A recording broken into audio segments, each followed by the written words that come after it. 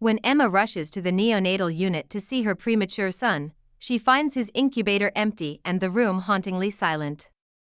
The hospital staff's vague answers fuel her terror, forcing her to dig into a web of medical negligence, hidden truths, and personal betrayal. As she battles to uncover her baby's fate, every revelation cuts deeper, pushing her to the edge of despair, and toward a confrontation that could either break her or set her free, pushed through the heavy glass doors of the neonatal unit, the familiar antiseptic smell wrapping around me like a warning. My hands trembled from the cold outside, but it wasn't the winter air that made my stomach twist. I had been counting the minutes since dawn, picturing my son's tiny fingers curling around mine, feeling the faint rise and fall of his fragile chest, but when I reached the far corner where his incubator always stood, my steps slowed. The space was empty. No soft beeping, no rhythmic hiss of the oxygen tube. Just a cold metal stand, bare, its wires hanging loose like abandoned vines. My breath caught. The hum of machines around me faded until the silence roared in my ears. A nurse brushed past, her eyes darting away when I tried to meet them. "Where's my son?" My voice cracked, but she didn't stop. She pretended not to hear. I scanned the room, desperate, until I spotted Dr. Harris by the nurse's station. His smile was too quick, too forced. "Emma, let's talk somewhere private." "No," I snapped, feeling heat rise to my face. "Tell me now. Where is he?" His eyes flickered, searching for words. "He's being monitored elsewhere. There were some complications during the night." "Complications?" My knees nearly buckled. Why wasn't I called? He glanced at the nurse beside him. Neither of them spoke. The silence was heavier than any answer. My mind filled the gap with the worst possible images: tubes pulled out, monitors flatlining, tiny hands turning cold. I tried to move toward the hallway, but the nurse blocked me. "Please, Emma, you need to wait here." Her voice was soft, but her body was a wall. The smell of disinfectant stung my nose, and the sterile white light above me blurred. I remembered the first time I saw my son, so small he could fit in the curve of my arm. I had promised him I'd protect him from everything. Yet now, I didn't even know where he was. Something in me snapped. "If you don't take me to him right now, I'm calling the police." My voice was shaking, but the threat was real. That made Dr. Harris flinch. He leaned in closer, lowering his tone.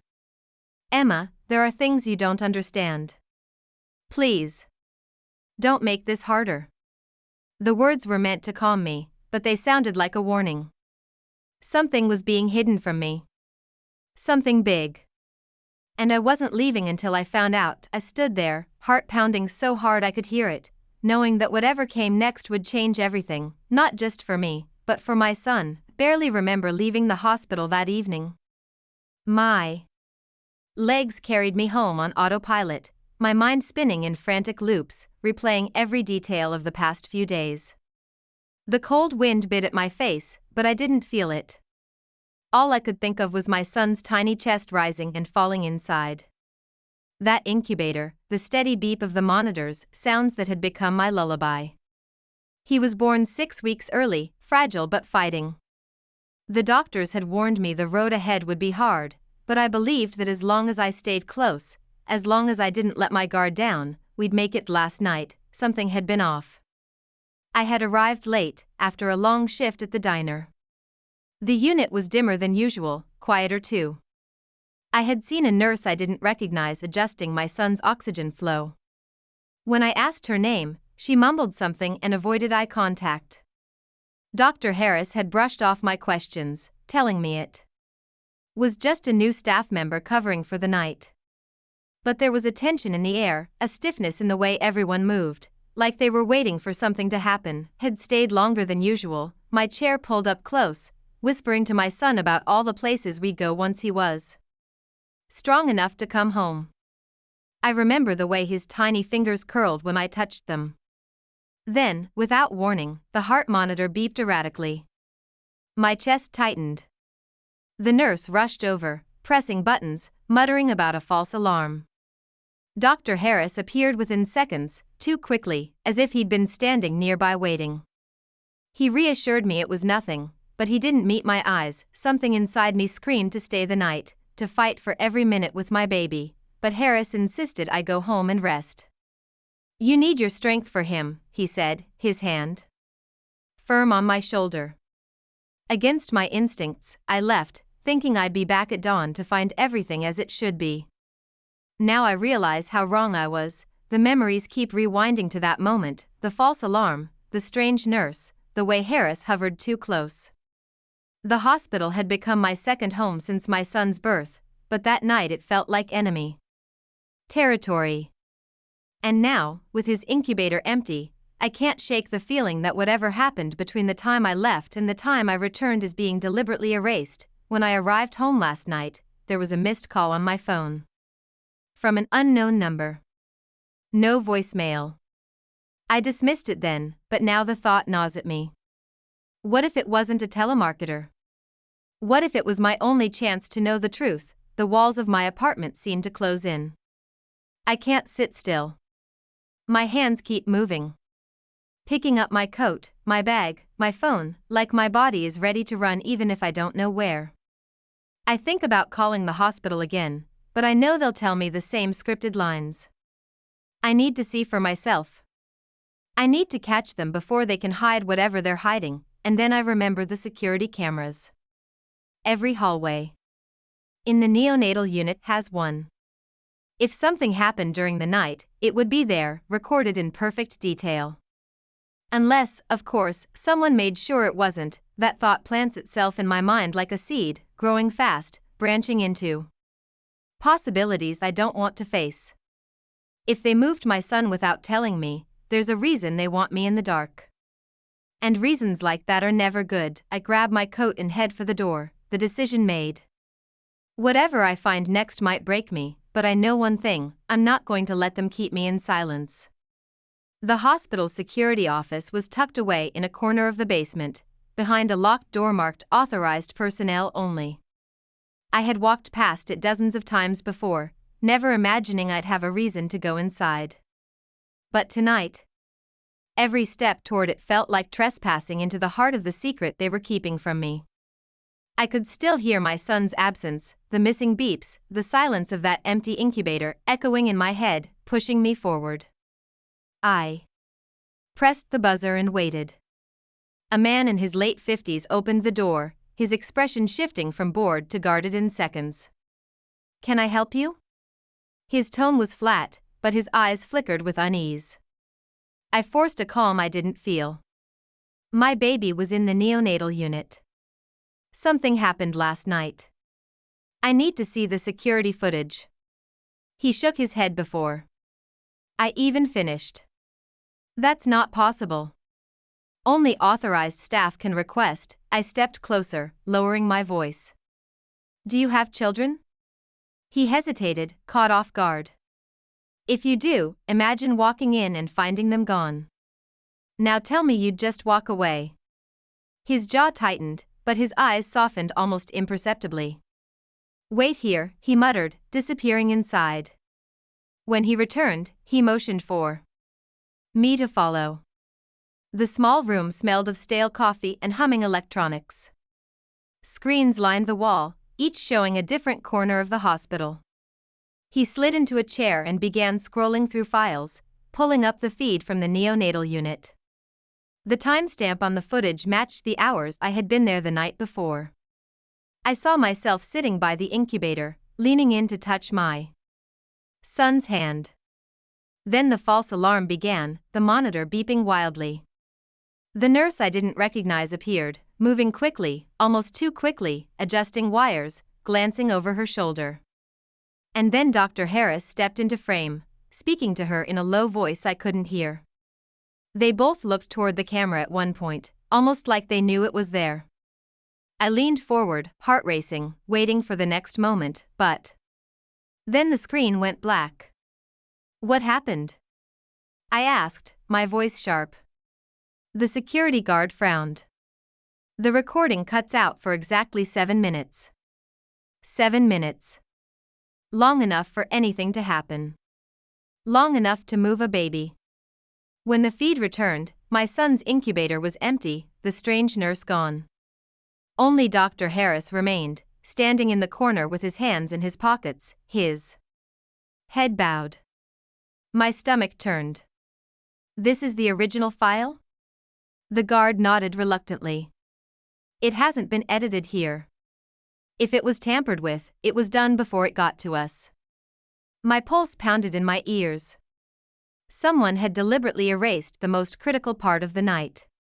And the only people with that kind of access worked in the neonatal unit. I stood there, frozen, the pieces starting to arrange themselves in a pattern I didn't want to see. This wasn't just medical negligence. This was intentional. My son hadn't simply been moved. He had been taken. I turned to the guard, my voice barely above a whisper. Can you print me stills from that footage? He hesitated. If anyone finds out, please, I interrupted, my voice breaking. He's all I have. Something in my tone must have reached him because he nodded and began printing. As the images slid from the machine, my eyes locked on one in particular, the nurse's face turned toward the camera just before the blackout. I didn't recognize her, but I knew one thing for certain, finding her was the key to finding my son. I spent the next 2 days chasing shadows. The still image from the security footage never left my hand, its edges fraying from how often I'd pulled it out to show strangers. I started with the hospital staff, slipping the photo into conversations, watching their reactions. Most shook their heads quickly, claiming they had never seen her. A few looked away too fast, their denial just a little too rehearsed. That told me I was getting close. Late on the second evening, I got a lead from a janitor who worked night shifts. He recognized her as Lena and said she sometimes worked at a private clinic on the other side of town. My heart pounded as I made my way there, every step heavy with the weight of what I might find. The clinic was small, the kind of place that tried to look professional but smelled faintly of mildew. The receptionist barely looked up from her computer when I walked in. I'm looking for Lena, I said, trying to keep my voice steady. Her fingers froze over the keyboard. She's not here right now. It wasn't just the words. It was the flicker of fear in her eyes. I pressed harder. I know she works here. I know she was on duty the night my son disappeared. That made her flinch. Before she could answer, a door at the end of the hall creaked open. A woman stepped out. She had the same sharp features from the photo, the same piercing eyes. Lena. For a second, we just stared at each other. She froze mid-step, as if debating whether to run. I closed the distance between us. Where is my son? My voice was raw, almost breaking. She glanced around, then grabbed my arm and pulled me into an empty exam room. Her grip was strong, almost desperate. You don't understand what you're asking, she hissed. If I tell you anything, it will destroy both of us. My nails dug into my palms. He's my child. I don't care what happens to me. She looked at the door, then back at me, her breathing quickening. He's alive, she said finally. My knees nearly gave out. Relief crashed over me, but it was laced with something darker. Then why can't I see him? She shook her head. They moved him because they needed him for something. Something not legal. Her voice cracked, and for the first time I saw fear in her eyes, not of me, but of whoever was behind this. Dr. Harris? I asked, already knowing the answer. She swallowed hard. He's not the only one. My heart raced, my mind spinning with the implications. I reached for her arm. Take me to him. She hesitated, torn between fear and guilt, before nodding once. Not tonight. It's too dangerous. But meet me tomorrow, 8 p.m., at the old train depot. Come alone. My pulse pounded so loudly I could barely hear her. She slipped out of the room first, leaving me in the stale air, my thoughts a storm. If she was telling the truth, I was closer than ever to finding my son. But something about the way her eyes darted toward the hallway before she left told me I wasn't the only one who knew about our meeting. The old train depot was colder than I expected, the wind cutting through the broken windows and whistling over the rusted tracks.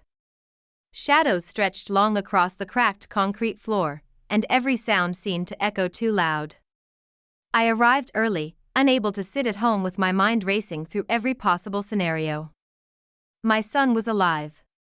Those words from Lena had been the only thing keeping me upright since our meeting, but they came with 1,000 unanswered questions. I stayed near one of the columns, watching the empty expanse of the building. At exactly 8 p.m., footsteps approached from the far end. Lena emerged from the darkness, her face tense, her eyes scanning the corners. She clutched a small blanket in her hands, my son's blanket, the one I had left in his incubator the night he disappeared. My throat tightened. "Where is he?" I demanded. She hesitated, looking behind her as if expecting someone to follow. "I don't have much time," she whispered. "They know I spoke to you." The air shifted, a low rumble of footsteps echoing from the opposite side of the depot. I turned, my pulse spiking. Dr. Harris stepped out of the shadows, flanked by 2 men in dark coats. His smile was thin, his eyes cold. "Emma," he said smoothly, "you should have stayed out of this." I moved in front of Lena, my body a shield. "Where is my son?" His gaze didn't waver. "He's safe. Safer than he would ever be with you." The words hit like a slap. "What does that mean?" He took a step closer, his voice low but sharp. "You think you can care for a child with his condition? The cost alone would ruin you. There are families who can give him everything you can't." My stomach churned, rage burning through the fear. "You sold him." He didn't answer. But the silence was all the confirmation I needed. Lena's hands trembled as she pushed the blanket into mine. "They're keeping him in a private home, not far from here. But once they move him again, you'll never find him." Harris's eyes narrowed. "Enough, Lena." He nodded to the men beside him, and they stepped forward. My body reacted before my mind caught up. I swung the heavy flashlight I'd brought. For the dark, its beam cracking against one man's shoulder. He staggered back, and I bolted for the nearest door, dragging Lena with me. Harris's voice roared behind us, but the sound of our footsteps pounding against the cold floor drowned him out. Outside, the night air sliced my lungs, but I didn't stop. Lena pulled me toward an alley, her breath ragged. "I'll take you to him. Now." We moved fast, cutting through side streets until we reached a small house on the edge of the industrial district. Lights glowed faintly inside. Through the window, I saw him, my son, wrapped in a blanket, sleeping in a crib. Relief flooded me so fast it made me dizzy. Lena's voice broke through the haze. "You have to go now. Once you take him, you disappear. Don't come back here." I didn't hesitate. I slipped inside, lifted him into my arms, and felt the steady warmth of his tiny body against mine. My eyes blurred with tears. By the time I looked back, Lena was gone.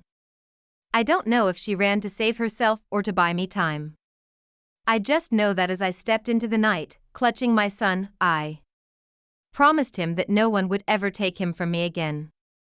But deep down, I knew Harris wouldn't stop looking. And maybe, one day, the past would come knocking.